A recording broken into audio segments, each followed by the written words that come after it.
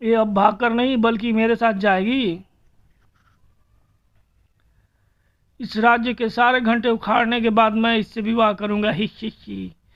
ये मेरे पास रहेगी तो तू घंटे भी नहीं बनाएगा।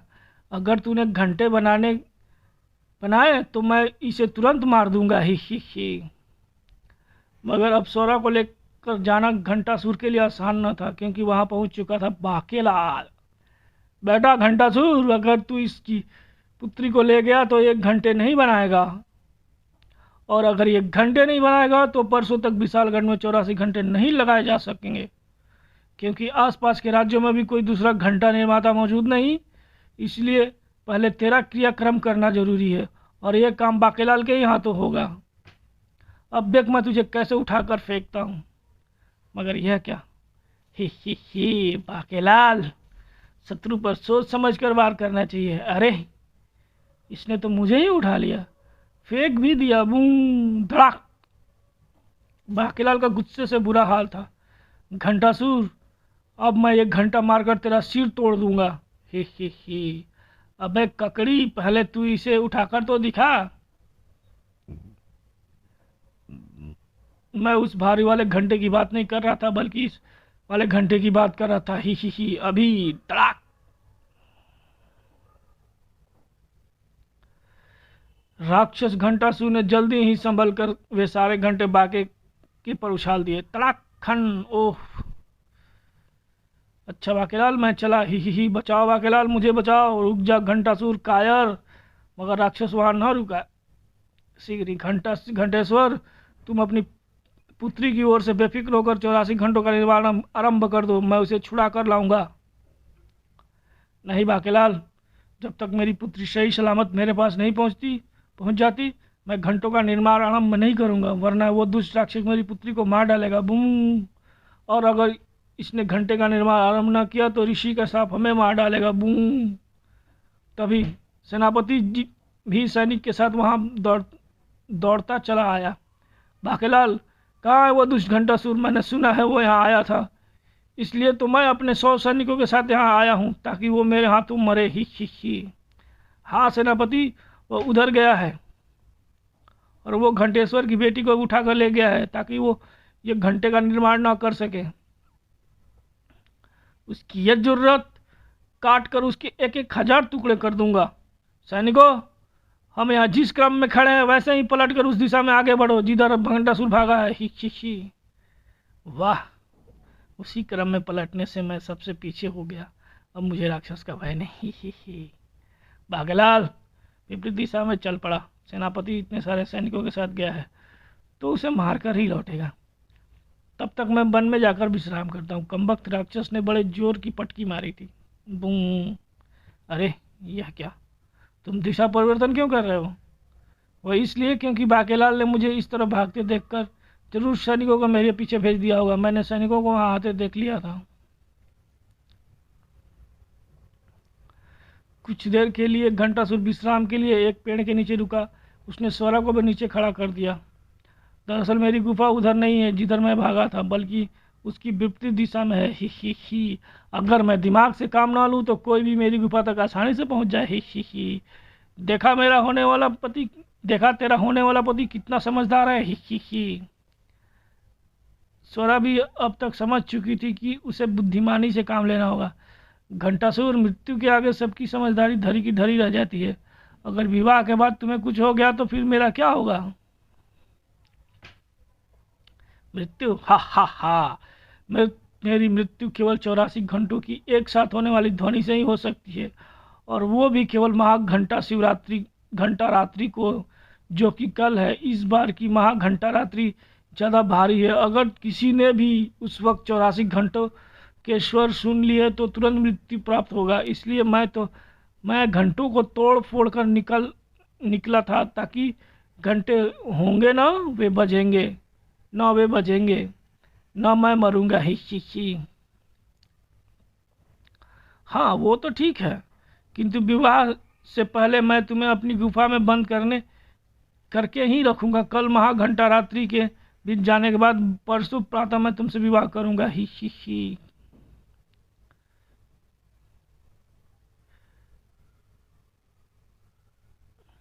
वाह, ये सुनकर मुझे चैन मिल गया। सच्ची बात तो ये है कि मैं भी तुमसे प्रेम करने लगी हूँ। ही। स्वरा को बंदी बनाने के बाद घंटासुर एक विशाल घंटे से पीठ टिकाकर सो गया।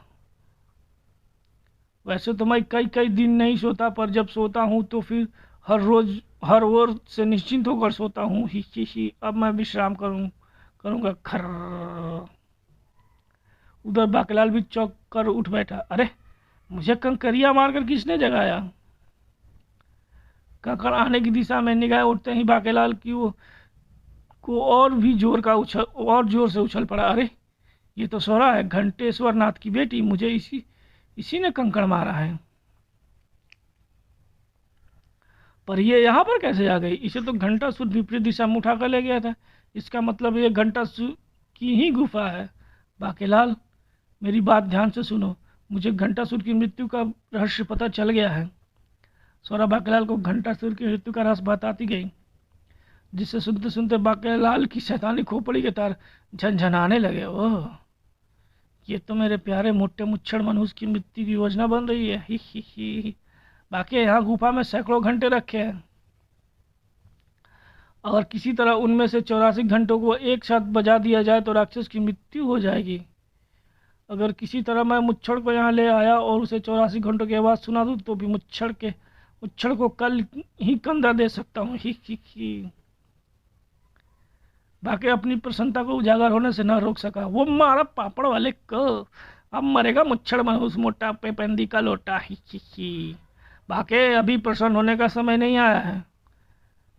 बाकेलाल जल्दी संभल कर बोला। सोरा, जैसा मैं कहता हूँ वैसा ही करो। तुम उसे अपने प्रेम जाल में फंसा कर। ही। बाकेलाल सोरा को अपनी योजना समझाता चला गया। तब अच्छा सोरा, मैं घोड़े के साथ यहीं कहीं छिपा रहूँगा। अपना काम करने के बाद अपना दुपट्टा इस झरोके से बाहर लटका देना,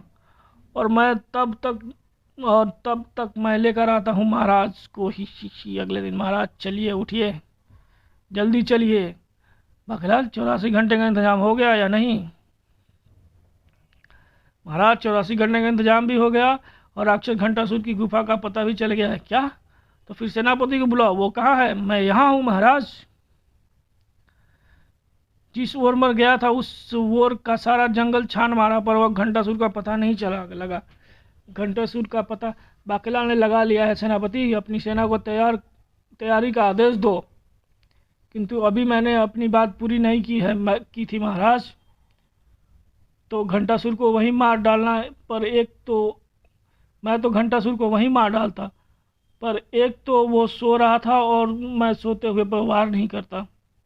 दूसरे, तभी एक भविष्यवाणी हुई कि अगर कोई घंटा रात्रि को 84 घंटों की आवाज़ सुन ले तो उसकी आयु 20 वर्ष और बढ़ जाएगी। घंटासुर इसलिए घंटे चुराकर अपनी गुफा में इकट्ठा कर रहा है। महाराज जल्दी चलिए, मैं आपको ही लेने आया हूँ। अगर आयु बढ़ने का ये अवसर चूक गए तो फिर ऐसा अवसर कभी नहीं मिलेगा। अगर ऐसा है तो फिर हम तुम्हारे साथ अवश्य चलेंगे बाकेलाल। हम भी चलेंगे महाराज, और मैं तो चल ही रहा हूँ। ही। मुझे कोई एतराज नहीं। लगता है तुम सबका भी समय एक साथ ही आ गया है। ही। हम भी चलेंगे। ओह, इन्हीं की कसर शेष रह गई थी। चलो चलो। ही। इस प्रकार रवाना हुआ वह विशाल काफिला। मैं तो गुफा के निकट पहुंचते ही अपने कानों में रूज ठूस लूंगा। ही। उस रात आप सब यही रुक कर मेरे संकेत की प्रतीक्षा कीजिए। मैं देखकर आता हूँ कि घंटासुर गुफा में है या नहीं। तुम्हारी चीख सुनते ही हम हमला कर देंगे। ही। बाकेलाल उस झरोके के निकट पहुंचा। ओह, दुपट्टा बंधा है, यानी सोरा ने अपना काम कर दिया। मुझे घोड़ों को चाबुक लगाकर महाराज को संकेत देना चाहिए। ही। उसी समय, सोरा, तुम्हारे कहने से मैंने 84 घंटे लटकाकर इनकी घंटियों को एक ही रस्सी से आपस में बांध दिया है। यह आपस में बंधे होने का कारण कोई इन्हें बजा नहीं पाएगा। अच्छा हुआ जो तुमने मुझे समय रहते सावधान कर दिया, वरना ये तो मैंने सोचा ही नहीं था कि कोई यहाँ आकर भी 84 घंटे एक साथ बजाकर मुझे समाप्त कर सकता है। ही। तभी घोड़े की तीव्र हिलहार के साथ उठा शोर। हिन हिन, आक्रमण, मारो मारो, राक्षस को मारो। अरे ये शोर कैसा? कहीं विशालगढ़ की सेना ने मेरी गुफा पर आक्रमण तो नहीं कर दिया? घंटासुर जल्दी से बाहर निकला। ओह, मेरा संदेश सही निकला, लेकिन मैं घंटा घुमा घुमा कर इनके आक्रमण का करारा जवाब दूंगा। ही गुर, मारो मारो। घंटासुर पूरी विकरालता के साथ सेना पर टूट पड़ा। ही, तुम्हारी तलवारों में वो ताकत नहीं जो मेरे घंटे से टक्कर ले सके। घंटासुर, घंटा फेंक दे, युद्ध तलवारों का है, तलवार से लड़। बाकेला जल्दी कुछ करो। अब आप देखते रहिए महाराज, देखते रहिए मेरा कमाल।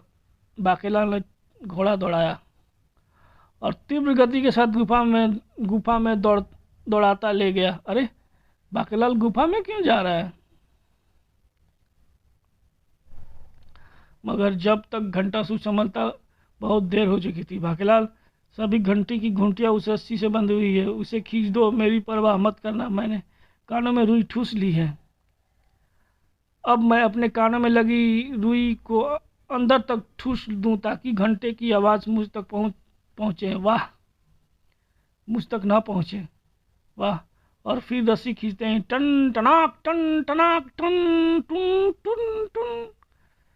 ही, प्रत्येक घंटे के स्वर पर बाहर लाशें गिर रही होंगी। ही, मगर लाशें गिरी सिर्फ एक।